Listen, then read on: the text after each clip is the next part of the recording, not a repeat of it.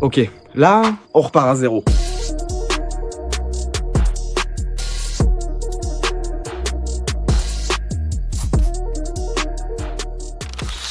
Et allez, je t'amène avec moi pour pouvoir le réparer. Si vous me suivez sur Instagram, vous savez que j'ai participé à l'Enduro de Flagnac, sauf que ça s'est pas du tout passé comme prévu. Arrivé là-bas, le temps était merdique et le vélo, lui, il a pas du tout kiffé. Et comme tu peux le voir, il a bien pris cher. Avec la pluie, plusieurs roulements sont morts, dont ceux du dérailleur. Alors aujourd'hui, on va faire le meilleur entretien pour mon vélo. Et ça commence par tout démonter.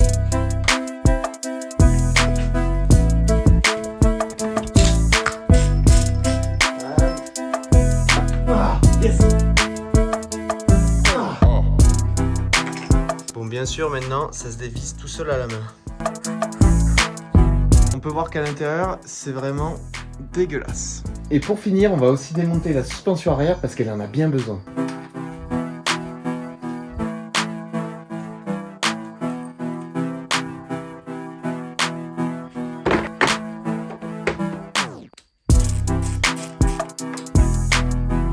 Ah, bon, ma clé passe pas, c'est pas grave, on va en chercher une autre, mais pour l'instant, on va tout nettoyer. Et pour nettoyer le vélo, on va utiliser ce produit ainsi que cette brosse. Juste après avoir nettoyé mon vélo, je passe maintenant au démontage de la cassette. Là, la roue elle est bien dégueulasse et surtout, on va virer cette cassette pour pouvoir bien la nettoyer. Et ça va pas être facile.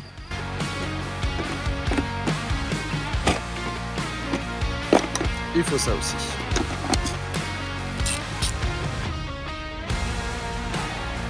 Ouais, elle est bien bloquée. Mais après plusieurs minutes d'effort... Ah, yes!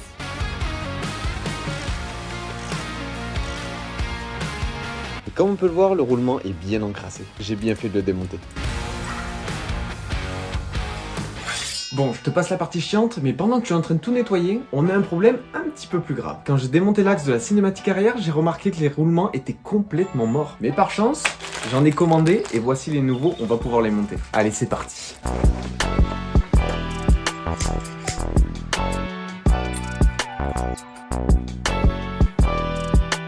C'est bien la première fois que j'arrache des roulements avec ce matos, mais malgré la technique de bourrin, faut avouer que c'est plutôt satisfaisant. Bon, deuxième essai. Ça se voit, il est complètement mort. Allez, on a enlevé le premier, maintenant on s'occupe du second roulement. Cette fois, je pense à bien serrer avec mes clés et on arrache ce roulement. Et voilà le deuxième roulement. Bon, et maintenant qu'on a ces deux petits roulements, on va pouvoir faire l'entièreté du vélo. Je pense que t'as compris, je te laisse avec la suite.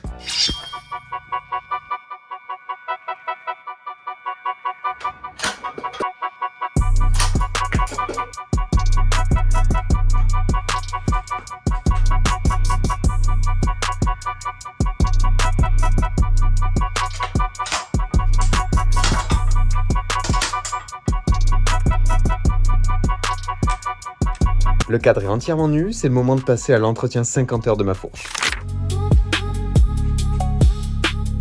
Je la dégraisse totalement avant de tout démonter pour éviter les poussières qui pourraient s'incruster dans le mécanisme.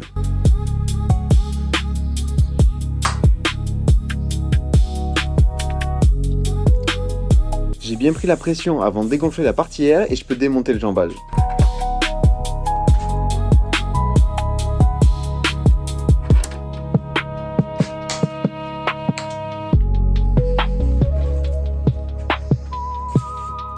Hop, part dans le vélo.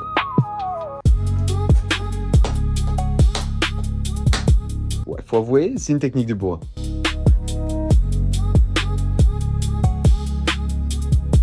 Si vous faites ça à la maison, pensez à bien mettre des gants et un récipient pour éviter d'en mettre partout.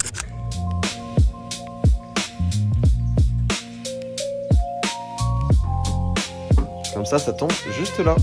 Allez, maintenant, on s'occupe de ça. Non, vous inquiétez pas, c'est pas du sanitol, c'est de l'alcool isopropylique. Ça permet de dégraisser sans laisser de traces.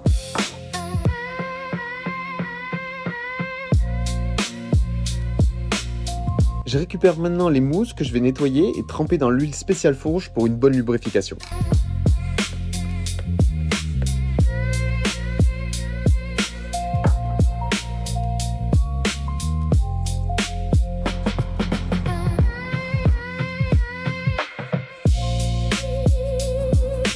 Je Je remets les mousses dans leur emplacement et j'ajoute du SRAM butter pour que les jambages coulissent tout seuls sur les fourreaux.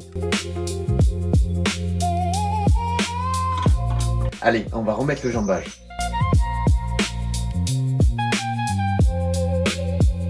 Ensuite, on va remplir les jambages avec de l'huile RockShox.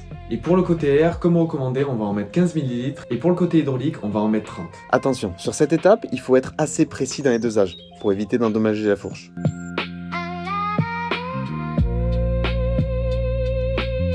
Et on peut tout revisser. Et maintenant qu'on a tout refermé, on peut enfin regonfler la fourche.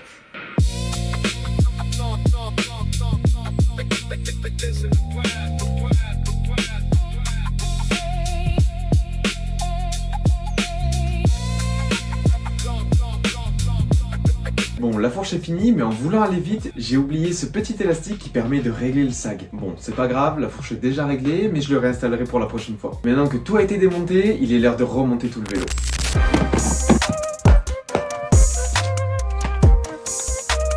C'est aussi la première fois que j'utilise une presse pour de si petits roulements. Je fais attention à pas trop serrer pour éviter de fissurer le carbone.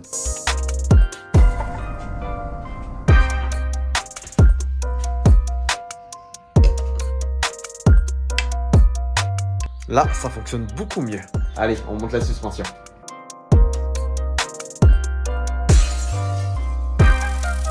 Je monte les derniers éléments manquants et ça ressemble enfin à un vélo. Et bien sûr, je change les roulements du dérailleur qui ne tournaient même plus.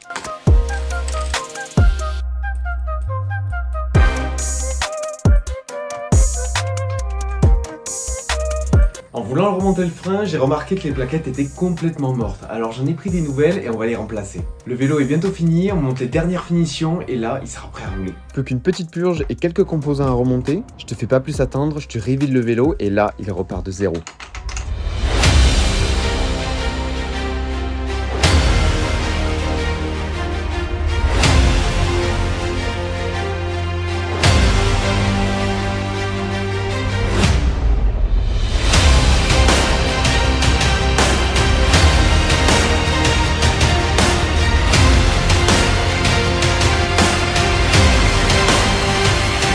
Allez, merci d'avoir regardé cette vidéo et si ça t'a plu, lâche un like et abonne-toi. On se retrouve dans une prochaine. Bye.